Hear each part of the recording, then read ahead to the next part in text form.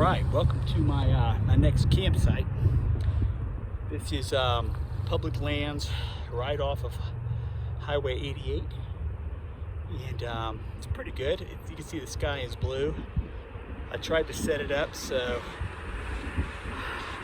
I'm relatively safe from these high winds. You know, anytime there's trees around, it's a little iffy, but let me walk you around so you can see the whole campground. This is a place that lots of people use. I can tell there's lots of RVs and a few tents here, but pretty cool background here. Let me fix the camera there. Not too bad.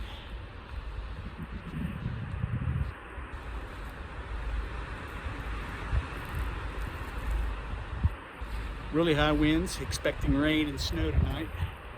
Not much, I don't think. But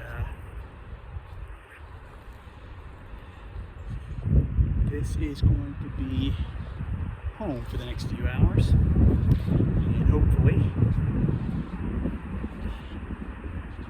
this wind won't blow me away. It was really pretty easy to get into as well. The roads are, I'll show you the roads. Not too bad. And I got this whole little turnabout here, this area here. I can tell that this place gets used a lot for people in my situation. You can stay at these places, no cost.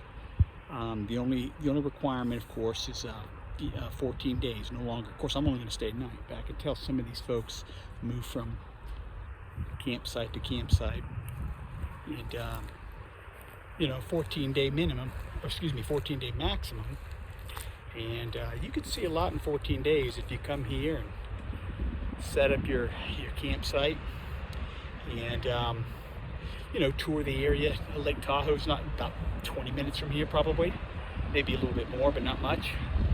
And you can get over to Reno. Look at this guy over here. He's bringing in his little, quite a big four-wheeler actually, ATV. And you know, looking at these skies, I'm really not all that concerned. Some of the locals were saying it was going to rain tonight.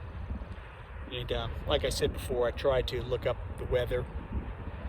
But a lot of these places I don't have service. I haven't checked right here actually. I hope I have service. If so, I can, you know, I can send some of these pictures, make contact with my brother, make contact with my family. But anyway, I feel pretty safe here. I'm gonna let you see straight above my tent. All right, here we go. So hopefully these branches stay away, but I'm in that clearing right there. I got a few branches hanging over me, but all the dead stuff seems to be closer to the trunk, and I think I'm pretty safe here. I'm probably more worried about bear, because anytime there's humans that come, you know, around a lot, bear might get used to food being available. So just because there's other people around, by all means, doesn't mean you're safe from bear. Just the opposite, I found. If you're out all by yourself, you know, you can just take care of your food and don't have to worry. But you know, who knows, somebody else might leave food out. People who live in RVs are not nearly as careful, of course, because they can, you know, they're safe in their RVs. But me, on the other hand, this tent is pretty good against weather, not at all good against a bear. So I got my bear spray, and I'm gonna hang a bear bag probably way over here somewhere, a good 75 yards to 100 yards away from my tent. And actually I don't have that much food, I'm almost out. You know, it's a lot of stuff that doesn't smell much, but a bear's nose is incredible. You never want to take it for granted.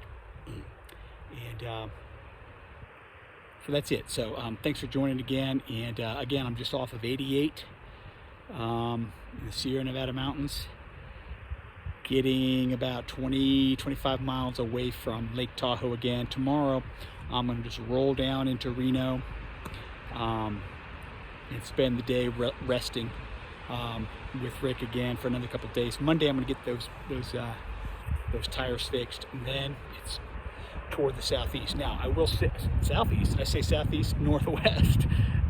Sorry, I'm not going to the southeast quite yet. That's eventually. But listen, I do want to say this.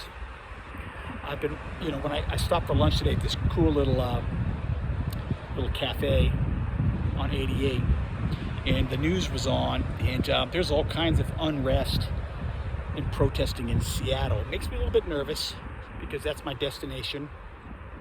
Hopefully in the next couple of weeks, that will die down and get under control. LaTanya is due to fly in there on the 23rd, and I'd be lying if I said that I wasn't just a little bit nervous about it. Now I know it's just in that one section, but it's funny, I get this. I'll probably never get to take another sabbatical, and this one's marked by COVID-19 and park closures, campground closures, and now unrest in the major cities, one of which I was planning on visiting. So this trip will be memorable for other reasons besides just the sheer beauty. But here's the good news. When you're out in nature like this,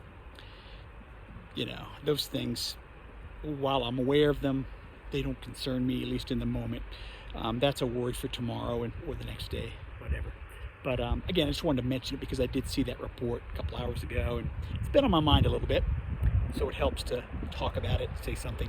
And anyway, keep that in your prayers, please, and so that we can pass in and out of the city without any issues and so forth. All right, so I'm going to let you go for now, and I am going to finish putting everything in my tent and getting ready just to relax the few hours of daylight I have left. And we'll talk to you tomorrow.